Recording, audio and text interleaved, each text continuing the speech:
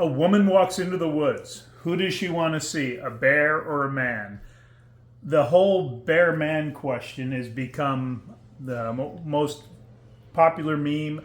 Contentious and divisive also. Yeah, and men are losing their freaking mind, getting offended because they're taking it personal. And that misses the entire point Yes. of the question. So what's the point of the question? The point of the question is, how often do women really truly feel safe? What is safer?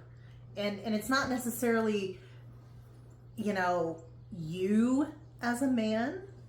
It's men in general, people in general. Like, we don't know who the dangerous ones are. We know that the bears can be totally dangerous.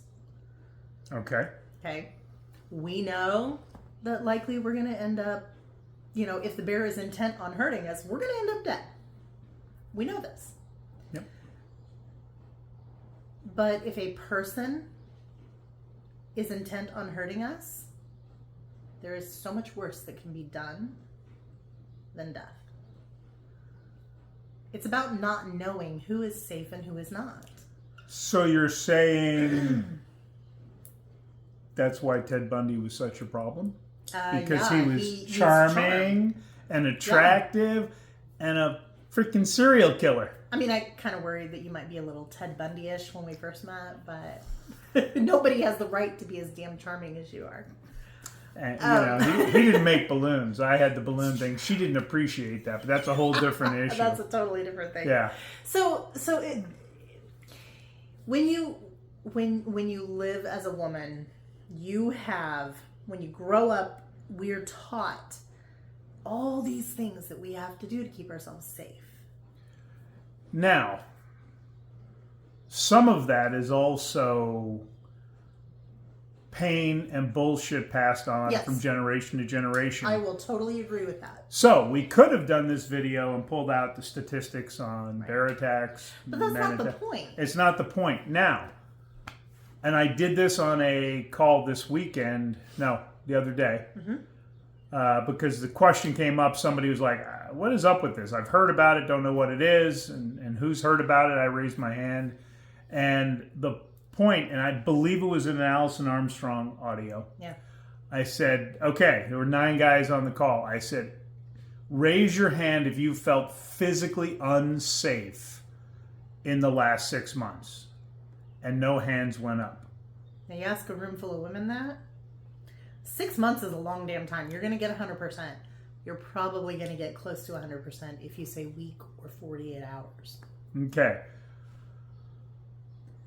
The question is, how many times was that actually true? Now, the issue is, there is, in my perspective, while that is a valid point, it goes to physical strength and a lot of other things, we also have a inflation of how unsafe it is.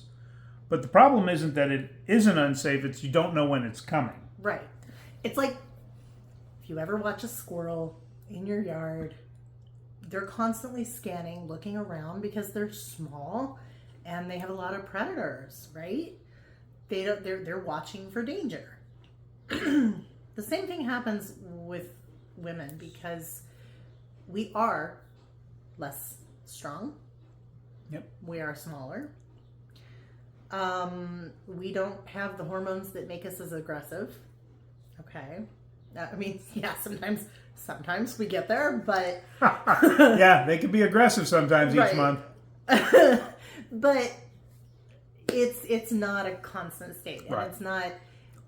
There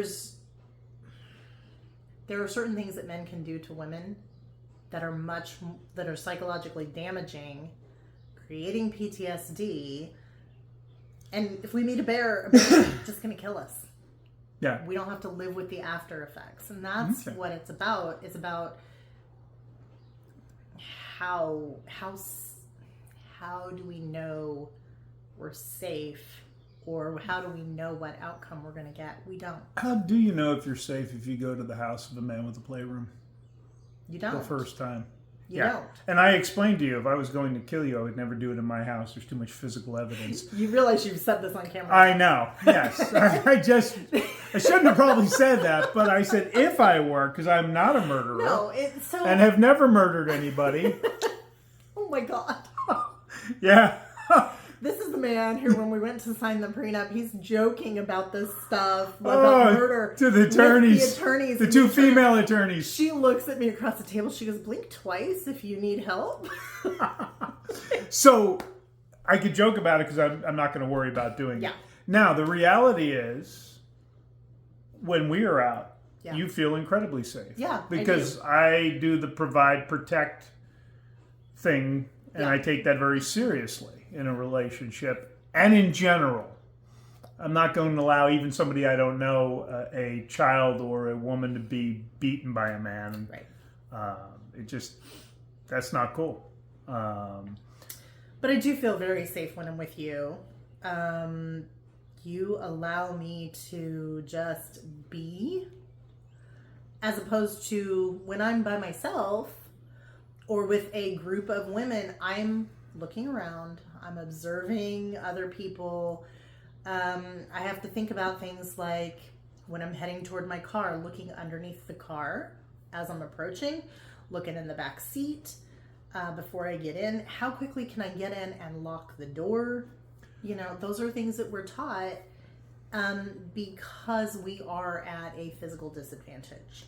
And quite honestly, I think I glance in the back seat of the car as just habit, but I don't give it it's not a conscious, thing.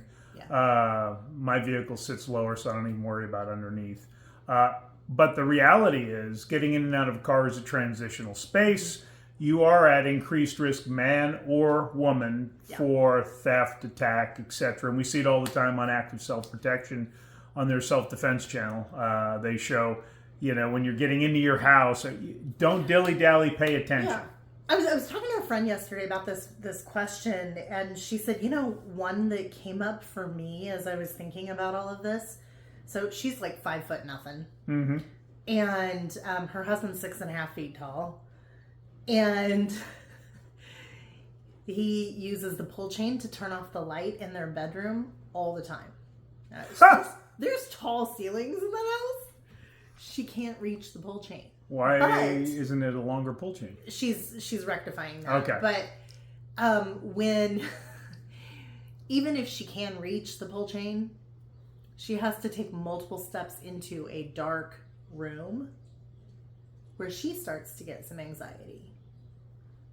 Now, has she ever had someone waiting in a dark room for her? No. She's in her own house.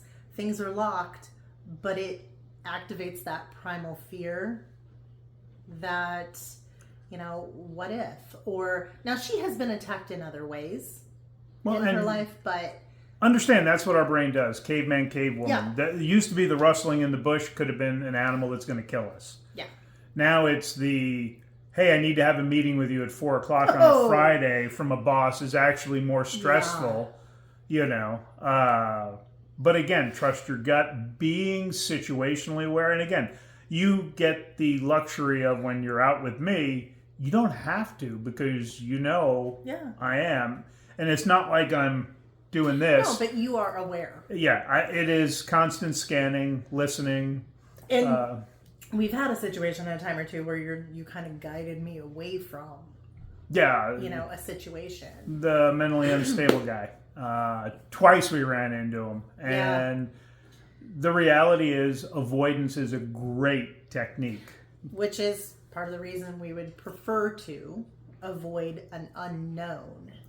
Now, in the woods. I want to, because I can't let this video go without talking about the reality is the vast majority of men would never attack or harm a woman. Agree. And yes, I know that's not the whole point of the question. It's the unknown because even if we broke it down to, I always talk about the quarters, the top quarter, you got the Mendoza line at the 50%. If you went to the very bottom quarter, the bottom 25%. Somewhere in there, you're going to find a handful of people. Because even some of those would never attack a woman. Now, that being said, the challenge is it is not a significant number of men, it is repeat offenders. And so And repeat offenders kind of know their stuff already, and they know how to get away with stuff and how to find people and stuff like. Oh, so absolutely. There's this huge unknown. It's not personal, guys. Yeah. It's not about you specifically. It is about that unknown and living as a woman in that constant state of having to observe and do extra things to keep ourselves safe. Not wearing ponytails. Not identifying our vehicle as belonging to a woman, that kind of thing. No sparkly license plate covers and stuff like that. Stuff like that. Yeah. So for guys, if you got super triggered and upset that she said she'd rather run into a bear in the woods than a man, first of all, you got a little insecurity you need to deal with. Yeah. You need to really look at why did that trigger you that? Because I see guys losing their minds online, and it just makes me chuckle. I'm like, well, then if you have wife, girlfriend, or daughters, do they have pepper spray? Do they have good situational awareness? Do they have the ability to protect themselves? Because part of that is just the awareness, and a few small tools go a long way. Yeah. While there is rare exception, you bless somebody with the hot sauce, they tend to lose interest in harming you because they're in a lot of pain. And so, it's one of the things, a lot of men in our community at Mentoring Men, we scratch our head at this particular thing because we are not... It's so far outside your realm of even fathomability. You can't even fathom it from the attacker's perspective, potential attacker's perspective, or the woman's perspective, because it's not something you've lived with daily. So that is what the question is about. And as we model good behavior, bring up grounded, confident young men, this will become less of an issue. Yeah. I know when I am hiking by myself, the only time I want to see a bear is on the other side of a valley. I don't want a bear too close to me.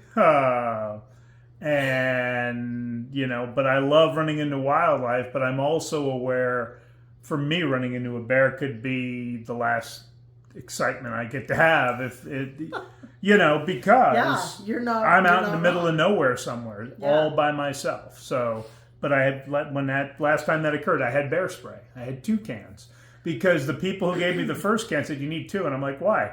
Because if you use the first one, you still have to get out. And I was like, oh, these are people that live where bear attacks occur. So, and all of that makes sense. I lost what I was going to say. Never mind. ADHD decided to squirrel my brain. Sorry. You down with ADD? Yeah, you know me. Yes. All right. If you would like to have some conversations about becoming a better grounded, confident, masculine man in a healthy way, click one of the links below to join Mentoring Men. Come see us, see one of our free courses, schedule a free conversation with us. If you've got a partner who would like to talk to Melanie, got some things she wants to work on, her contact information will be below. And I think that's it. I think so. Watch out for the other bears that are out there too. Bye.